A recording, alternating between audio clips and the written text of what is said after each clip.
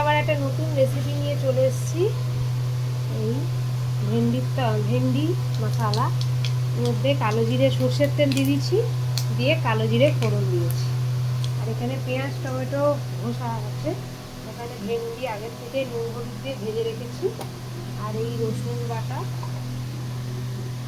আর অল্প আদা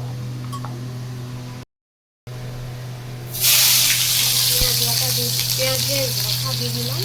আচ্ছা, তেলের মধ্যে পেঁয়াজ বাটা দিয়ে দিচ্ছি।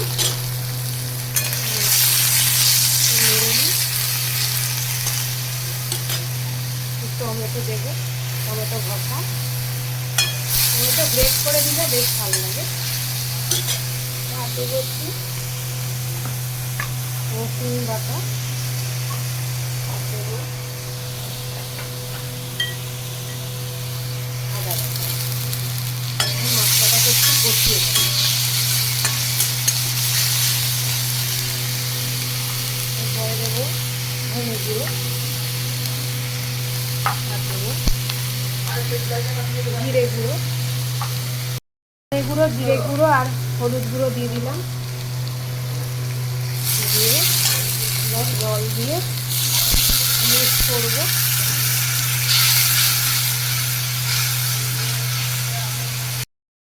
নুন দেবো,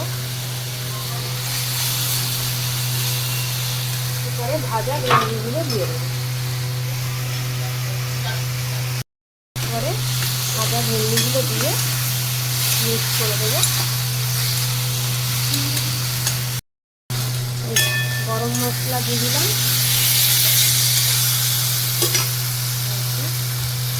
জল দিয়ে দিলাম। তাহলে ভেন্ডির তরকারি রেডি। একটু জল অ্যাড করে দিলাম আর চিনি অ্যাড করে দিয়েছি। এবারে নামিয়ে দেবো। এই ভেন্ডির তরকারি রান্না হয়ে গেল। কেমন দেখতে হয়েছে জানিয়ে।